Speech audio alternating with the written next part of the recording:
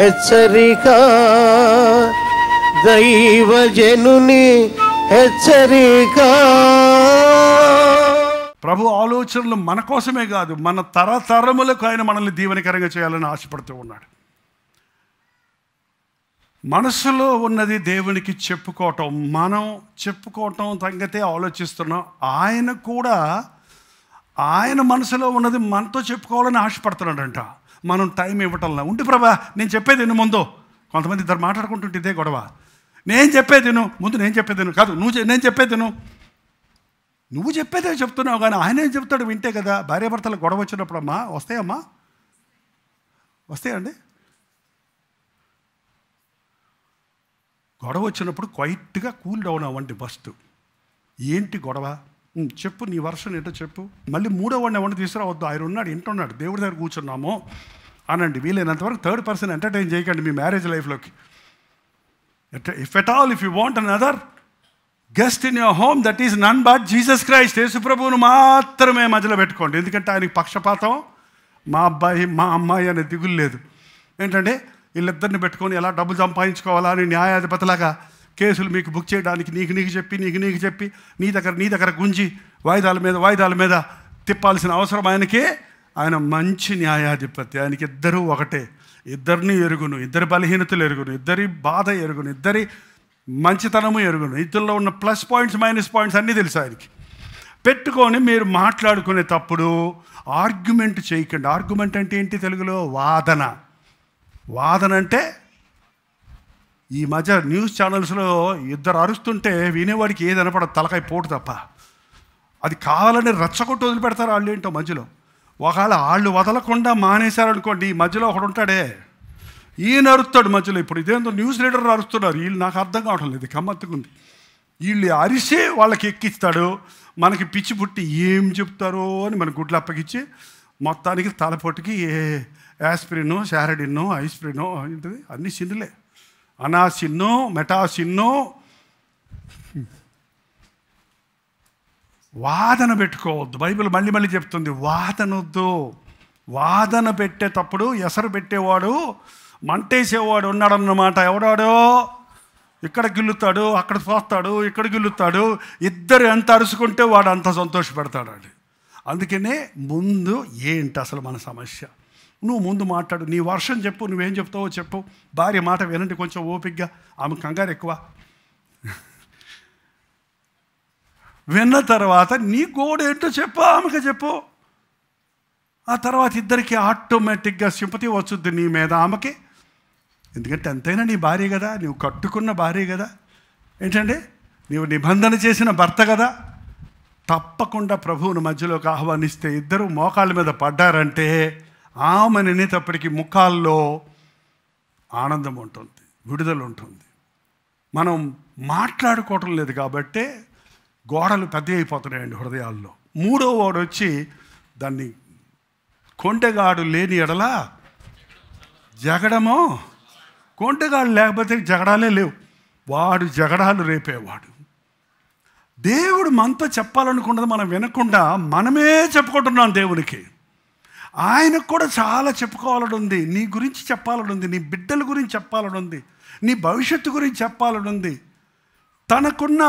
తనకున్న ఆలోచనలన్నీ నీ ద్వారా నెరవేర్చాలని ఉంది. తన ఐడియాస్ నీకు ఇవ్వాలని ఉంది. ఎప్పుడైనా దేవుని ఐడియాలు మీకు వస్తాయా? ఎందుకైనా ఐడియా అన్నానంటే ఐడియా అంటారు చూడండి. ఏంటి, వాడిని ఎలా కొట్టాలా, ఈయన ఎలా చంపాలా, ఇది ఎలాగ ఎదిరించాలా అని మోసపూరితమైన ఐడియాలు వస్తున్నాయి. కానీ అవి దుష్టుని సంబంధమైనవి, మేలైన తలంపులు. ఆయన ఆలోచనలు కీడుని హానికరమైనవి కాదు కానీ మేలుకరమైన ఆలోచనలు. ఒక మంచి తలంపు, ఒక శ్రేష్టమైన తలంపు. దేవుని సన్నిధిలో మనం మౌనంగా కూర్చున్నప్పుడు దేవుడు ఇస్తుంటాడండి. దేవుని తలంపులు మనం ఎరిగినట్లయితే ఆయన మనసులో ఉన్నది మనం వినటానికి నేనేం చేయబోతున్నానో శిష్యులకు చెప్పుకోవాలని చాలాసార్లు ప్రయత్నించాడు ఆయన. మనుష్య కుమారుడు పాపుల చేతికి అప్పగించబడతారు, వారు హింసిస్తారు, చంపేస్తారు, మూడవ దినాన్ని నేను తిరిగి లేస్తానని ఎన్నిసార్లు చెప్పాడో మీకు తెలుసా? బైబిల్లో చాలాసార్లు చెప్పాడు, 2 సార్లు నోట్ చేసింది కనీసం.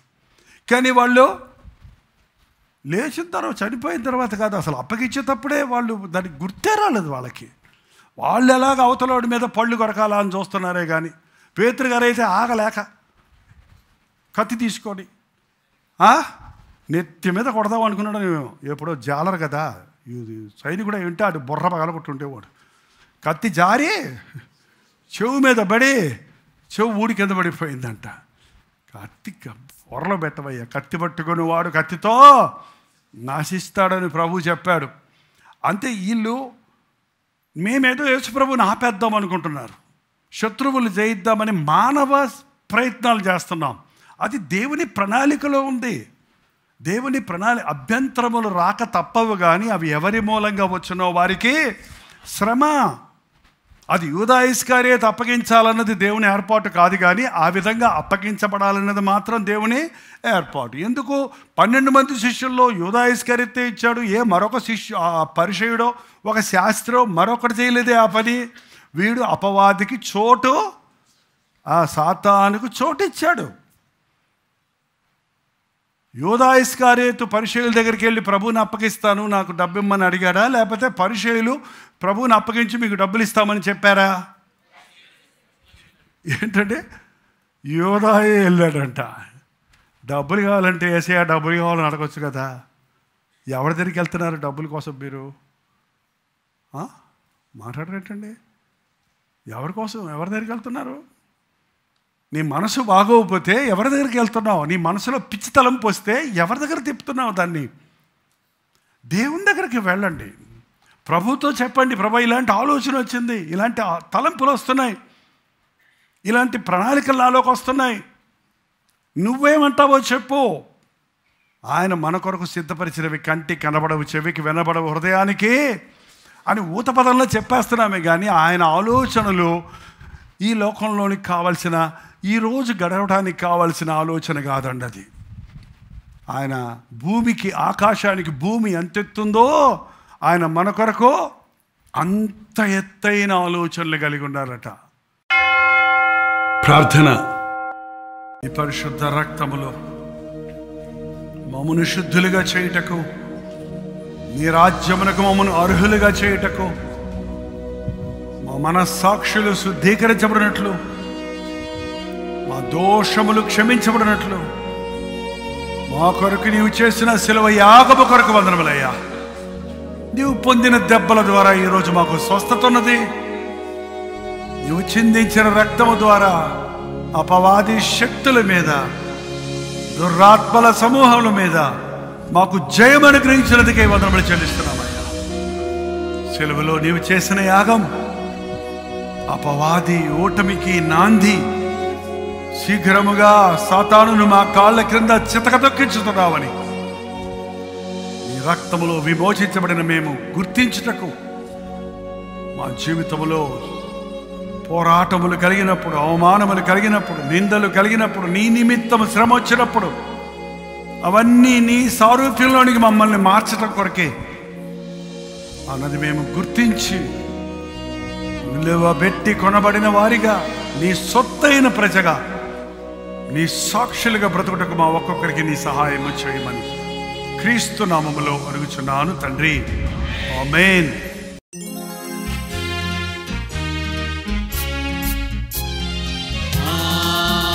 హల్లెలూయా హల్లెలూయా హల్లెలూయా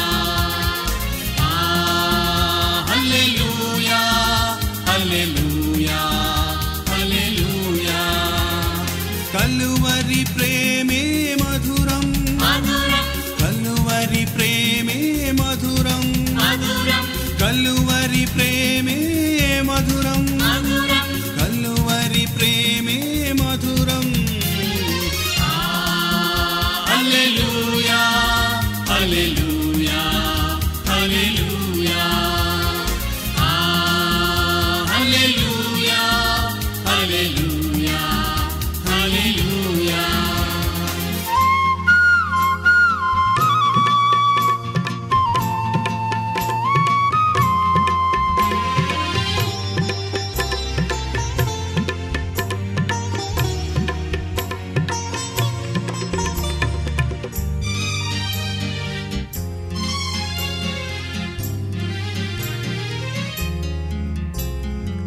సిలువపైన విలువ త్యాగం చేసినావుగా,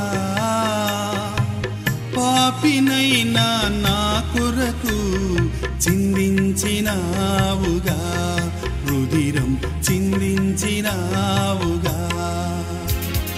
కలువరి ప్రేమే మధురం, కలువరి ప్రేమే మధురం, కలువరి ప్రేమే మధురం, కలువరి ప్రేమే మధురం.